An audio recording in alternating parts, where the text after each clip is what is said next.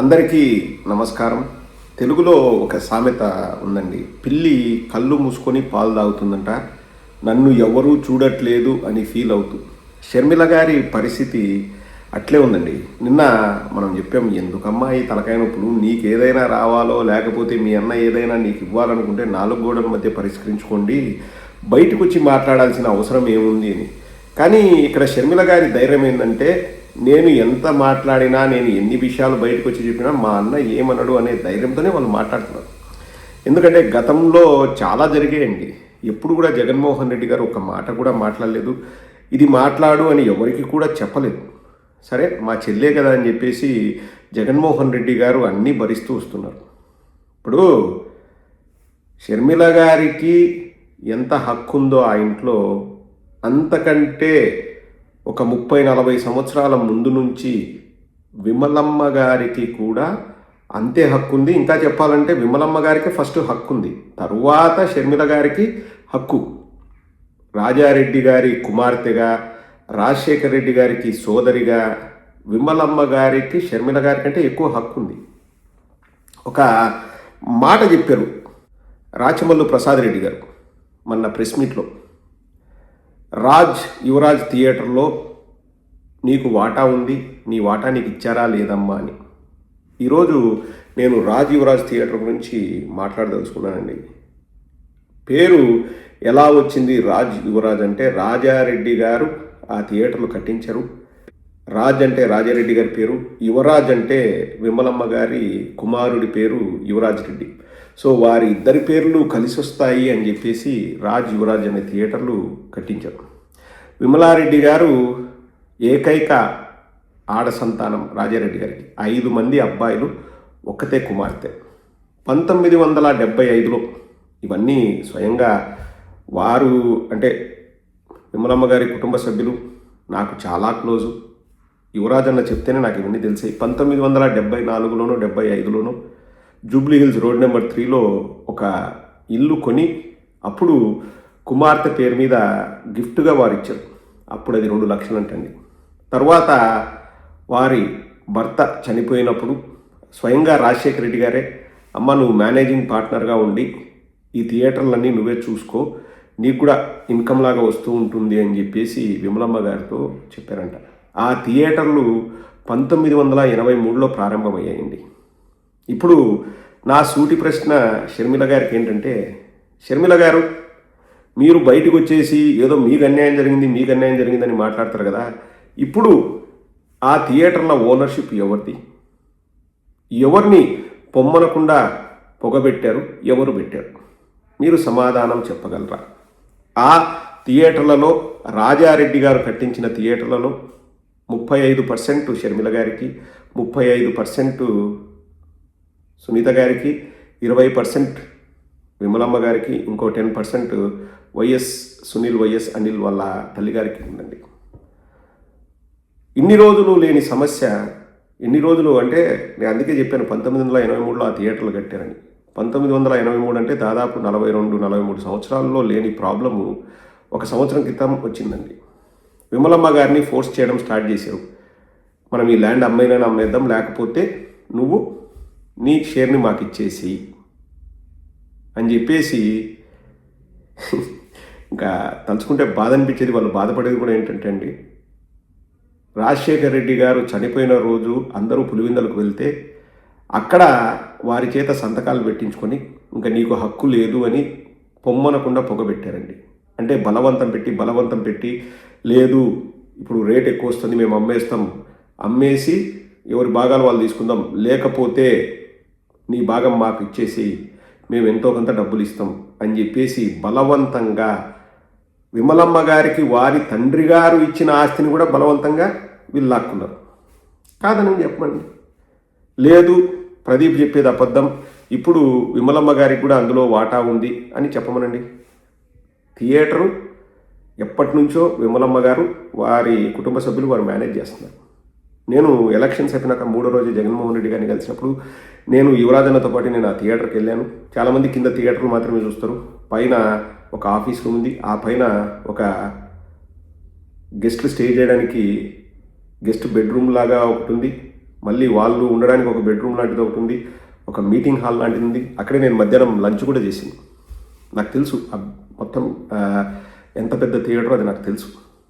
కానీ ఏ రోజు కూడా విమలమ్మ గారు బయటకు వచ్చేసి నాకు ఈ అన్యాయం జరిగిందనో లేకపోతే నాకు ఈ ప్రాబ్లం జరిగిందనో ఏ రోజు కూడా వారు బయటకు వచ్చి చెప్పలేదు.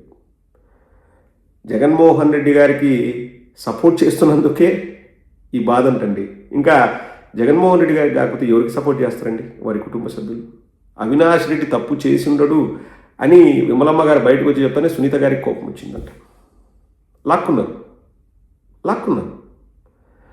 ఇంకా చాలా విషయాలు ఉన్నాయండి. ఇంకా నేను అంతకంటే డెప్త్లోకి వెళ్ళి నేను చెప్పదలుచుకోలేదు. ఎందుకంటే నేను ఎప్పుడు కూడా ఫీల్ అయ్యేది ఎవరి పర్సనల్ విషయాలు వాళ్ళే డీల్ చేసుకోవాలి అని. ఇది నాకు తెలిసి సంవత్సరం పైన అయింది ఇది నడుస్తుంది, ఇది జరుగుతుందని. కానీ మనం ఎప్పుడు కూడా మనం పట్టించుకోవాల్సిన అవసరం లేదు. ఎందుకంటే because it's there personal matter. ఎవరు తప్పు ఎవరు ఒప్పు అని ఎవరం కూడా చెప్పలేమండి. కానీ ఈరోజు నేను అడుగుతున్నా, విమలమ్మ గారికి అందులో భాగం ఉందా లేదా? ఒకవేళ భాగం లేదు అంటే ఎప్పుడు సంతకాలు పెట్టించేసి వారి భాగాన్ని మీరు తీసుకున్నారు? తీసుకోవాల్సిన అవసరం ఏమొచ్చింది? కేవలం రాజకీయంగా ఆవిడ జగన్మోహన్ రెడ్డి గారికి సపోర్ట్ చేస్తున్నారు విమలమ్మ గారనే కదా. ఇంకా నాకు కరెక్ట్గా తెలియదండి. మామూలుగా ఆడపిల్లలకు అంటే ఎప్పుడు రాజారెడ్డి గారు వారు బ్రతికున్నప్పుడే ఇచ్చిన భూమిని కూడా I want to get the right information. నేను ఎప్పుడో విన్నాను, నాకు గుర్తుంది. విమలమ్మ గారికి ఈ భూమి అనుకుంటారు కదండి, అప్పట్లో ఏం ఇంకా బాండ్ పేపర్ మీద రాసిస్తాం అదే ఉండదు. ఆ భూమిని కూడా తదనంతరం రాజశేఖర రెడ్డి గారు నాకు తెలిసి పులివెందుల పాల కేంద్రానికి డొనేషన్గా ఇచ్చారు. ఎవరు పెద్దగా పట్టించుకునేవారు కాదండి. ఇప్పుడు మా చెల్లికి ఇవ్వాలనుకున్నాం, సరే అది వాళ్ళకు ఉపయోగపడుతుంది ప్రజలకని ఇచ్చేసారు.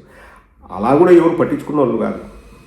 ఎందుకంటే విమలమ్మ గారు వారి సొంత విషయాలు వారు చూసుకునేవాళ్ళు, ఎవరి కొద్ది వాళ్ళు ఉంటారు.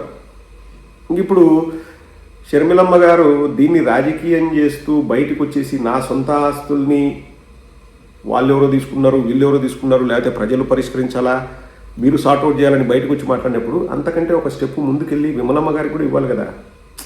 5 మందికి రాజారెడ్డి గారు ఎంత ఆస్తి ఇచ్చినారో విమలమ్మ గారికి కూడా అంతే ఇవ్వాలి కదండి.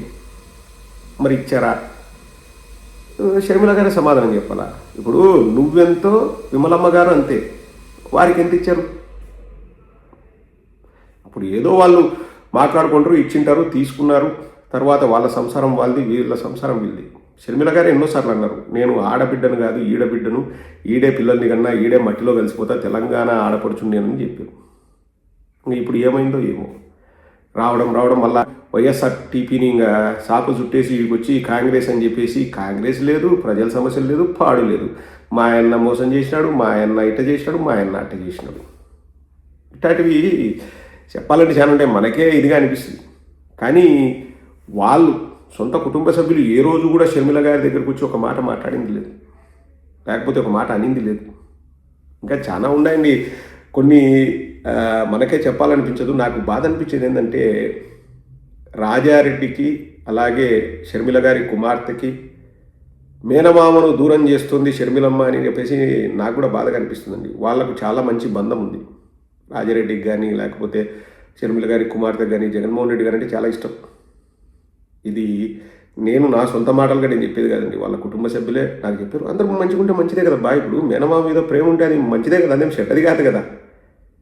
ఎందుకు నీ రాజకీయ అవసరాల కోసమో లేకపోతే ఎవరో చెప్తే విని లేకపోతే ఏందో అవుతుందని చెప్పేసి ఎందుకు దూరం పెట్టడం, ఇవన్నీ చేయడం? ఎప్పుడైనా బాగుంటే బాగుంటుంది కదా.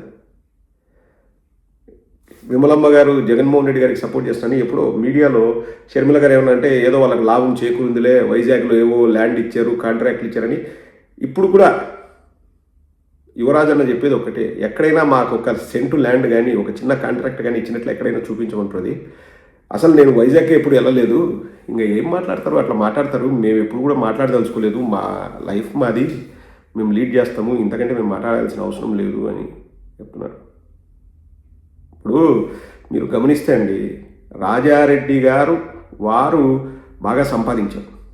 రాజశేఖర రెడ్డి గారిని అసలు రాజకీయాలకు సంబంధం లేకముందే డొనేషన్ కట్టించి గుల్బర్గలో మెడిసిన్ సీట్లో జాయిన్ చేయించారు. రాజశేఖర రెడ్డి గారు ఏం పెద్దగా సంపాదించలేదండి. ఎందుకు సంపాదించలేదు అంటే రాజశేఖర రెడ్డి గారు మెడిసిన్ అయిపోయినాక 1-2 సంవత్సరాలు ప్రాక్టీస్ చేశారు. అది కూడా ఏది, తండ్రి గారి కోరిక మేరకు రూపాయి డాక్టర్ని రూపాయికి వైద్యం చేసేవాళ్ళు. రూపాయికి వైద్యం చేసి ఏమొస్తుందండి?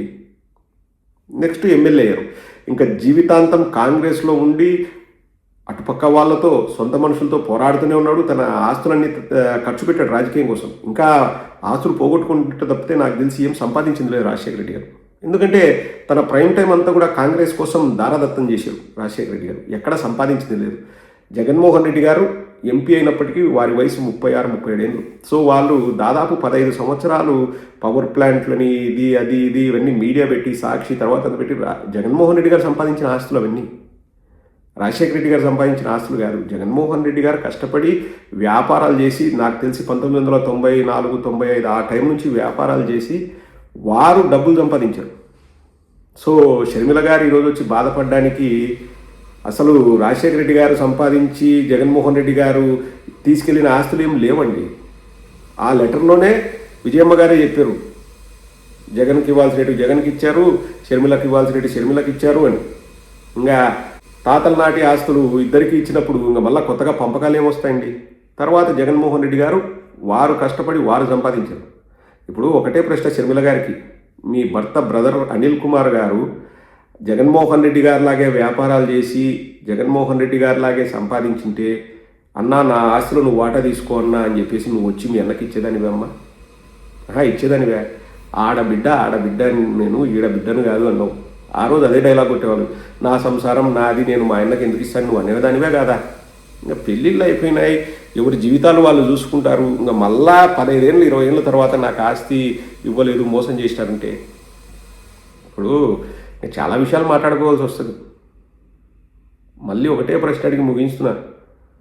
యువరాజ్ థియేటర్ అందులో అంటే రాజ్ యువరాజ్ థియేటర్ అందులో విమలమ్మ గారికి పార్ట్నర్షిప్ ఉన్నమాట వాస్తవమా కాదా? ఇప్పుడు పార్ట్నర్షిప్ ఉందా? వాళ్ళ తండ్రి గారే రాయించరు ఇందులో పార్ట్నర్షిప్ విమలమ్మ గారికి అని. ఇప్పుడు ఉందా? 40-42 ఏళ్ళుగా ఉన్న పార్ట్నర్షిప్లోని హక్కులు ఈరోజు వారు ఎందుకు కోల్పోయారు? సమాధానం షర్మిల గారు చెప్తేనే బాగుంటుంది. అందరూ వింటారు, రాష్ట్ర ప్రజలందరూ వింటారు. అది